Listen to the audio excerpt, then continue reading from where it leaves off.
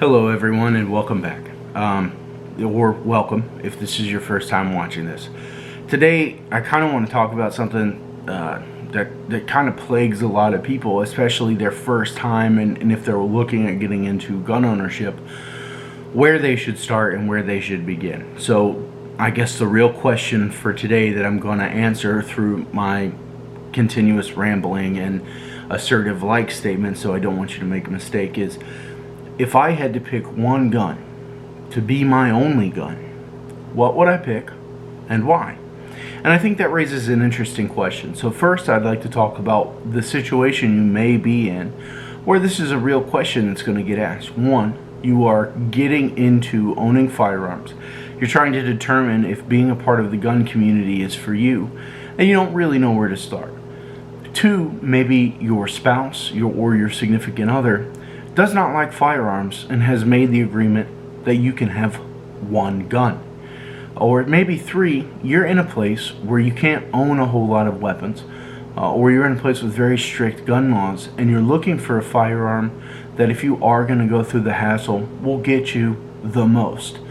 Or if you want to look at it from a prepper mindset, what you should keep in your bug out vehicle or your go bag, and why I think that this is a good decision.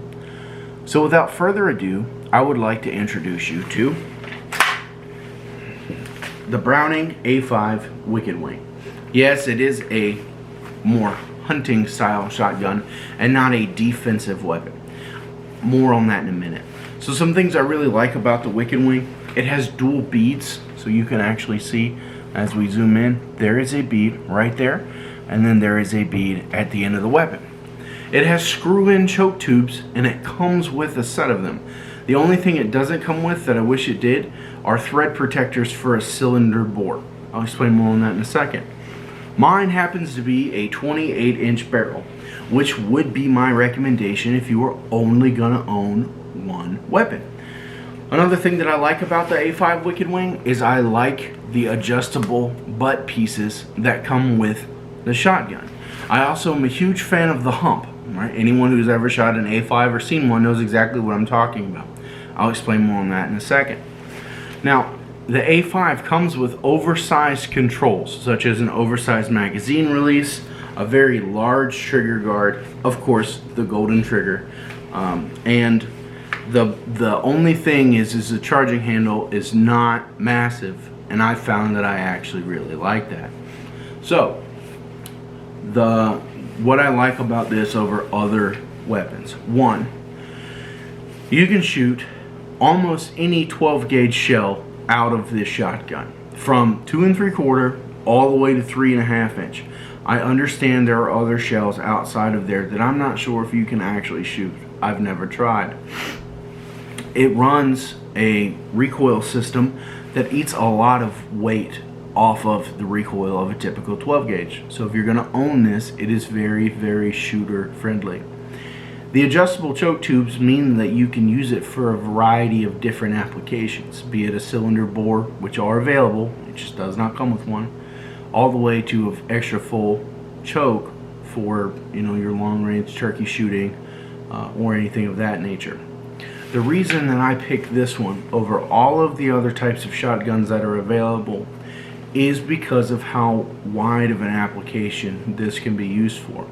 I currently live in a state that does not have the most friendly of gun laws, and what I found is I get more use out of this than any other weapon I own. I'll explain. So one, I enjoy squirrel and other small game hunting.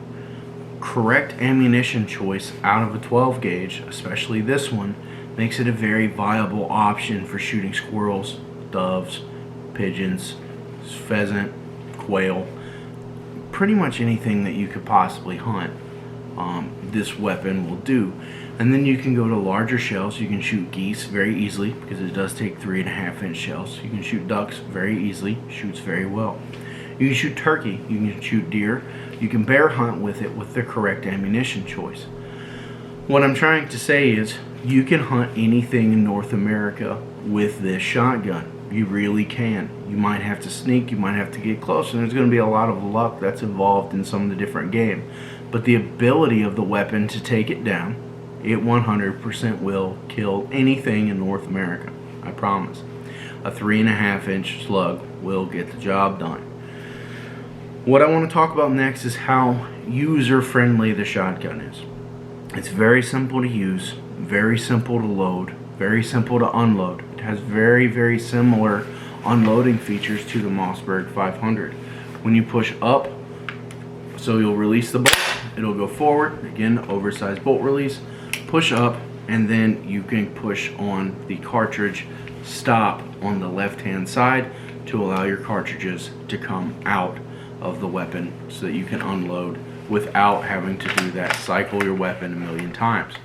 The other thing that this shotgun does is if there is still tension on the trigger spring, you can pull the bolt to the rear, eject the shell, and it will not put another one on the feed ramp. So if you need to do that, you simply, the lever just forward of the trigger guard, pull it back towards the trigger guard, and it will remove the tension on the hammer spring. What this also does is it works as a very safe decocking mechanism for stowage, so you do not have to dry fire your shotgun. You just pull this and it works very well. It allows you to unload your weapon. Well, it doesn't quite work. It's not a decock, I apologize, that was a misstatement of mine. It allows you to unlock the action, so it's the action release lever, so that you can lock the bolt to the rear, pull your round out, swap your shell. Now, why this would be important is if you're in an area that will allow you to hunt with slugs or buckshot, and maybe you have one in and you really need the other. So maybe if you're hunting with dogs and your first round is a slug, and someone comes over the radio and says that there's a deer running in and you don't think he's going to be able to stop, you can switch your slug out for a round of buckshot. Maybe vice versa is true, and you're sitting in a tree stand, you have buckshot loaded, and a deer walks up underneath you instead of running. And the deer's calm, and you have a minute to swap out your rounds because you really would rather put a slug in it than a round of buckshot. This shotgun allows you to do that. Now, something else I want to talk about is I understand that this is going to really bother some people, and that's okay. I am in no way, shape, or form going to recommend that you get a Browning A5 Wicked Wing for home defense. I am not what you would call a FUD, and I am not advocating for it. But, and again, this is a huge but, if the situation dictates, you can use this to defend yourself at home. Not that I would recommend it. I think there are many other better shotguns for that purpose if you decide you want to use a shotgun for home defense, which is another conversation entirely. I think there are better options. However, what I will say is if you have this and you do not have anything else, you very easily could use this for home defense. And I promise you, the people coming in the front door won't know the difference between a Benelli M4 and a Browning A5 when buckshot comes their way. It's just the way it's going to work. Where it really has a downfall is it has a 28-inch barrel, which again would be my recommendation if you're only going to own one gun. It's right in the middle of the road of what Browning offers. They offer a 26, a 28, and a 30-inch barrel for the A5 Wicked Wing. The 28 in the middle gets you the most uses out of your gun while still keeping it fairly mobile. What I mean by this, a 30-inch barrel does not actually get you a shotgun that shoots farther. It gives you a longer sight radius and it allows you to shoot farther. A 30-inch barrel is an absolutely wonderful, wonderful goose gun or turkey gun, because a lot of those situations you are shooting at 50 to 60 yards with a shotgun. However, the 28-inch barrel, what I've found, is much easier to use at that 40 to 45 yard range and closer. I've shot game with this as close as about 4 yards. I understand that was way too close, but it was a squirrel and I did hit him in the head. So what I'm going to say is getting the middle of the road barrel for what Browning offers really does well. Also, this is a gun that you can have almost anywhere you live. It is semi-automatic, but it comes from Browning plugged. The upside to that is you are allowed to hunt federal migratory waterfowl with the gun as it comes. I happen to be a duck hunter. I very much enjoy it. That was the reason I actually purchased this shotgun. After I started shooting it, duck hunting with it, practice at the trap range and skeet range, what I found and what I determined was I like this gun a lot more than my other hunting shotguns. What I mean by that, I grew up shooting an A5, so I'm very biased coming into this conversation. But what I found is I've jammed my A5 less than my friends have jammed their Benelli Super Black Eagle 3s, their Remington Versamaxes, the 1187s, and whatever shotgun Beretta has. I've really had a lot of good luck out of this gun. It hasn't let me down in the field, and so far I haven't really been beat when we were shooting skeet or trap at any kind of competition or competitive form. Now, if I'm going out to just blow through rounds, I don't know why, but I usually don't do well. I also tend to knock more ducks out of the sky than the other people in the blind. Now, that could be a multitude of reasons, but what I found is when I hand the gun off to somebody else so that they can try it, they start knocking more ducks out of the sky and busting more clay pigeons. That could just be a coincidence. It could just be that round. I don't know. What I do know is that every time I hand the gun off to somebody, the gun wins the competition. Now, some things that I've noticed about the Super Black Eagle 3, and again, this is not a video where I'm bashing them. They're good guns. I've seen on several occasions where the front bead gets lost while you're in the woods. I've also seen them malfunction or have stoppages. It happens. I understand that, especially in a hunting gun, and especially by hunters that do not clean their weapon every time they go out in the field. So if you're watching this and you do hunt, what I'm going to tell you is every time you come back home, you at least need to wipe your gun down. If you're a deer hunter, I understand not wanting to put oil on your weapon and bring those scents into the woods. It makes sense. It's a logical argument, and I can even support it. What I will say is you can still wipe down the excess moisture, and if you do happen to get it muddy or you do happen to get it really, really wet, like maybe you're moving through a salt marsh and you fall in, clean the gun.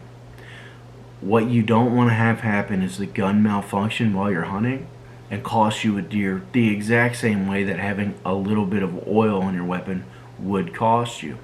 Also, there are cleaning solvents and there are lubricants and there are oils that do not put off such strong offending odors. Maybe it's time to do a little bit more research and just determine if you are using the correct cleaning solvent or lubricant for hunting season. Now, obviously you can use whatever you want during the non-hunting season, but one thing I've found is I've really had good luck with almost any cleaning solvent I use, and I clean my weapons every time I come home. And I've killed deer as close as 5 yards. They were literally standing on the bottom rung of my tree stand, had their foot through it, and I shot them with an M1 Garand manufactured in the 1950s that had rim oil still on the action. I know that because I put it there the day before knowing that it was going to be raining and I wanted my weapon clean. I also cleaned it later that day and hunted the following day, and I shot another deer while my gun was freshly lubricated. This time it was at about 20 yards. What I'm going to tell you is the wind matters a whole lot more than what is on or off of your weapon. Play the wind. Now, back to talking about shotguns. The reason I like this is I can use it for anything in North America. With a little bit of training, I feel very confident I could successfully use it to defend myself at home. I know ducks don't know a difference between it. I know pheasants don't know a difference between it, and I know I've killed a handful of squirrels with it. I've had a lot of luck. It's never let me down. I like the hump, which is this piece right here that Browning A5s are known for. I think it allows you to come up and immediately look down the barrel.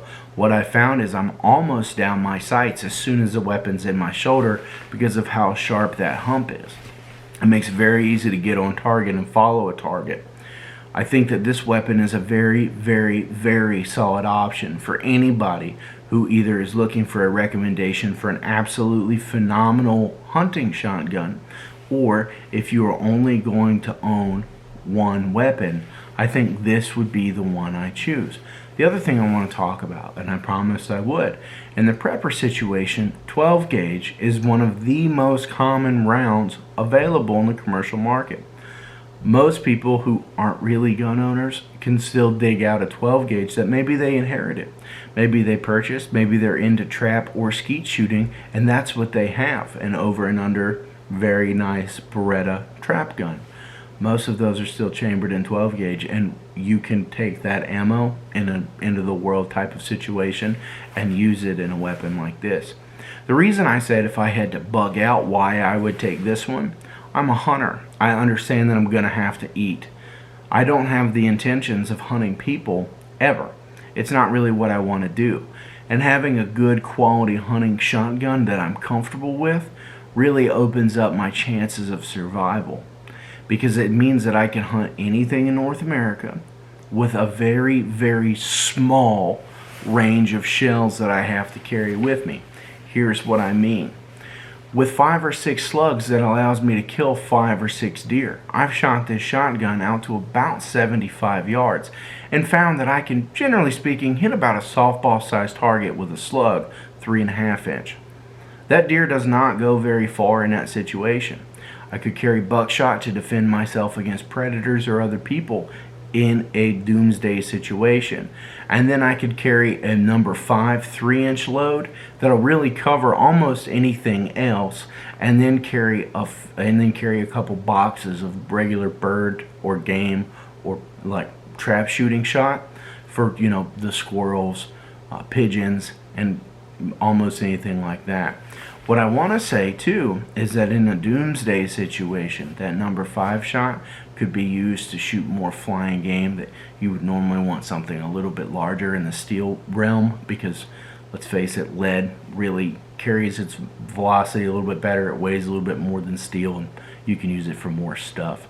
I would probably personally carry 4 shot just because I've had really good luck with shooting turkeys with 3-inch number 4 shot out of a 12 gauge, and I imagine if I can kill a turkey at 55 or 60 yards, I could probably shoot another type of bird at that same distance and have very good success with it.